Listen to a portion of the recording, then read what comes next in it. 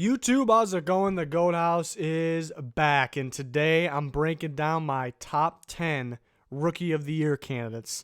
So taking some offensive guys, we're going to have a separate video for the defense of Rookie of the Year, and just in my opinion, just ranking their chances, I guess, to be the Rookie of the Year. And then at the end, we'll have my number one, my pick for the Rookie of the Year. So maybe a little early, maybe we want to go through training camp and revisit this, but it was a fun video I'm doing for offense and defense. Right before we get started, subscriber goals at 20K, so please help us out by clicking that subscribe button, clicking the like button, be much appreciated. There's our Twitter in the bottom right, also a link in the description. So I'm going to go through honorable mention guys at the end, but number 10 candidate for Offensive Rookie of the Year, I give it to TJ Hawkinson. You know, it's tough to put a tight end in here, but TJ Hawkins is a different type of tight end. You know, unfortunately, they don't really put into, they don't decide the Rookie of the Year off really blocking, and they should. You know, offensive linemen never have a chance, and tight ends really never have a chance. Hawkinson will rack up some yards, but he's not going to have as many yards as some of the receivers probably, so that's what's going to hurt him, but he's an excellent blocker, and he really should be higher on this list, but because just what it's based off of, I put him at 10. You know, still has a chance. Early tight end pick. It was a good pick by the Lions, and he'll be a weapon. And the one thing is, you know, last year without really having Ebron, with having mediocre tight ends, it seemed like the Lions still tried to force plays at tight end. Didn't really work out too well. Just top of my head. And when I say that, it pops in my head. The Thanksgiving game pops in my head with pretty much the interception that lost the game, but bad route by I think it was Roberts. So this will help them a lot. He's definitely a Rookie of the Year candidate. Number 9 for me is Darrell Henderson. I know a backup running back at the moment, but with Gurley, I mean, Gurley couldn't play in the playoffs. He couldn't play in the Super Bowl because of his knee situation. So it's got to be a little more serious than we think. But, I mean, he's supposed to be good to go. But they also got a weapon here. Darrell Henderson is a weapon. He can catch the ball. He's a home run hitter. He was my number 2 running back in the class. They're going to use him. And Gurley, I think they rather save Gurley for the playoffs this year. They're going to play it safe. So they went and got out. They went out and got a starting caliber running back. So I think Darrell Henderson could really tear it up this year, and he really could be the Rookie of the Year. And, you know, running backs have an edge in this because it's, receivers kind of sometimes have to just, hope their quarterback throws them the ball. Running backs, it's pretty easy to get the ball as long as you're on the field. So Henderson, the more we learn about Gurley's situation, maybe he can climb the board here or make his way out of the top 10 depending on the Gurley situation. So a guy to look out for sure. Number 8 is DK Metcalf for me. It's going to be weird to see that type of receiver in that offense, and Russell Wilson's never had it, but I also think it's a good thing. It's Russell Wilson. He's going to get this guy the ball, and then maybe we can learn more on the Doug Baldwin situation because we need to know what number receiver Metcalf will be. But as we said, I'm thinking he can be number 2 receiver. I think Lockett, Metcalf, and then 2, really they're both number 1 receivers because Lockett plays in the slot a lot too, and they also have more. But I think Metcalf will be used a lot. I think as long as he's healthy, he's a darn good receiver, and he'll get the action. He'll get his touchdowns. So maybe when we learn a little more about the receiver situation, who's where in the depth chart, we can revisit. Number 7 is Terry McLaurin. I got a lot of receivers on this list. Receivers are being used more and more these days in offenses. It's the passing league now. But Terry McLaurin, to me, you look at the Redskins, they had maybe the worst receiver unit in football, and they add Terry McLaurin, who's a safe receiver because he just gets open. He's not going to be super flashy. I mean, he's pretty fast, but he's going to get open. He's going to catch the ball. And on top of it, his Ohio State quarterback is their quarterback unless they go with Keenum. Either way, Terry McLaurin realistically can be their number 1 receiver and lead them in yards this year. Looking at Crowder, they lost him. It's the replacement. I think he has much more upside than Crowder. So I think he can go off. He's going to rack up some really targets, but he's going to rack up some yards while doing it. So Terry McLaurin's definitely a guy to look out for. And number 6 is his teammate, DWAYNE Haskins, who I wanted to put higher on this list, but still, I think Haskins will start, but still at this point, there's definitely a chance for Keenum. I mean, he just went to the NFC Championship 2 years ago, and he's a solid quarterback. But if Haskins plays, he goes higher on this list. As he doesn't start, he probably goes lower. So I'm kind of keeping him in the middle, and I definitely think he can go for Rookie of the Year if he plays. He'll at least play part of the season, you have to think. So we'll see. Again, my pick is that he'll play, but I put him at 6 for now. Number 5 is Mecole Hardman, former Georgia receiver, now on the Chiefs. Basically, he's taking Tyreek Hill's spot, so he's going to get the action. it's realistic he can win this award because what team he's on, who his quarterback is, what role he's playing. Still need to learn a little bit more about what's going on there with that situation. But I like Hardman a lot.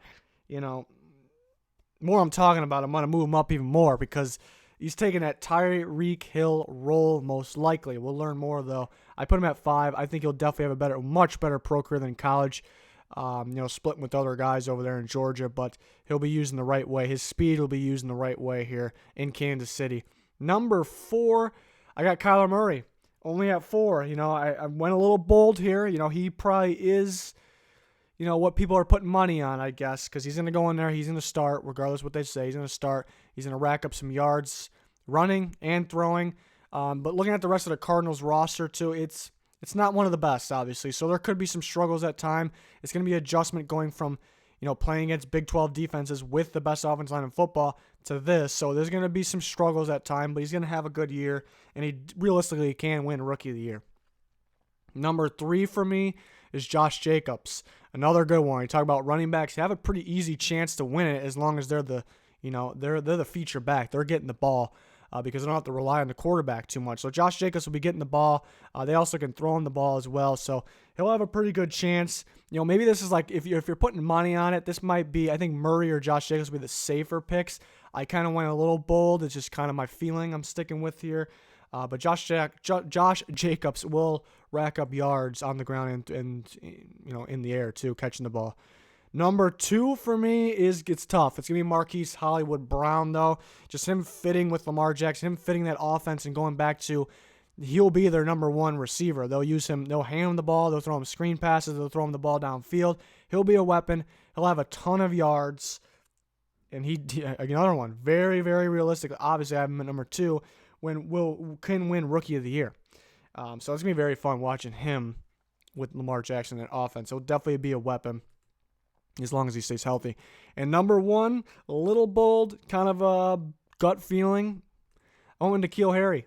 My favorite receiver in this class, maybe my favorite pick in this whole entire draft class, to the Patriots. And there's multiple reasons. I think he's dominant. I think he has everything you look for in a receiver. Obviously, you wish there was a little more separation, but there was some bad throws that caused him, when having separations, to come back to being closer to the defensive back. And he didn't really need the separation. So he's an all-around receiver, and that's one. That's number 1. He's going to get the ball in his hands, whether it's a screen pass, whether you can hand him the ball if you want to, too, downfield, anywhere on the field. Number 2, the Patriots never really valued a receiver position. It's like super, super high. Never really took one this early, so they're really high on this guy. They're really, really high on this guy. Something tells me they would have taken him if they had a pick in the teens. So I think they're really high on this guy, and they've proven that. And then another reason is, Gronk being gone. No, I know people are saying, does NKEAL Harry take the Gronk role? I wouldn't put it that way because obviously he's not a tight end. But they're going to want that, that strength guy, that possession receiver that can do more too. Because Gronk, even though he wasn't super athletic, was great after the catch. They want to get the ball to that guy. He's not going to play tight end. He's not going to play that role. But in terms of targets, I think it'll kind of absorb some of those targets, yes. So for all those reasons put together, that's kind of my feeling. It's a little bit of a bold prediction.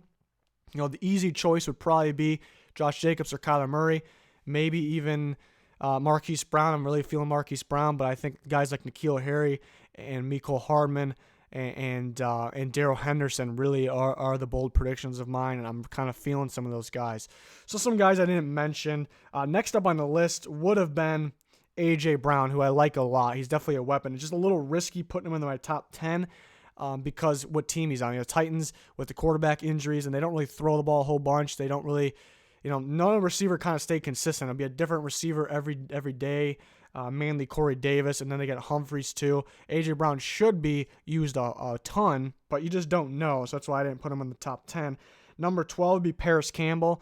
Just one that's kind of a mystery how they use him. They do have T.Y. Hilton. They do have Devin Funchess, but Paris Campbell could be used kind of like T.Y. Hilton. They could just get him the ball, and they throw the ball an insane amount of times in a game. So Paris Campbell would probably be next. After that, I would like Noah Fant. He's a weapon for a tight end. They also have some other receivers. And then Flacco never really, this feels like he never really threw the tight end recently a lot. So it's a risky one to put in the top 10. Number 14, I think, would be David Montgomery from the Bears. And, it just depends because they have a huge running back room right now. They even drafted another one.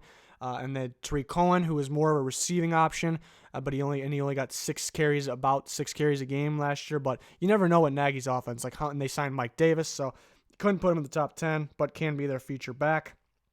Who else did I consider? I strongly considered Deebo Samuel in the Niners offense. I strongly considered guys like or Daniel Jones if he gets to start, but not super high on him. Josh Oliver is a sneaky one. That's a wild card from the Jags because he can be Nick Foles, Zach Ertz, really, so he can get some targets. I think he's their best tight end. Irv Smith Jr., I think, will be using the slot a lot for the Vikings, so he'll get his action.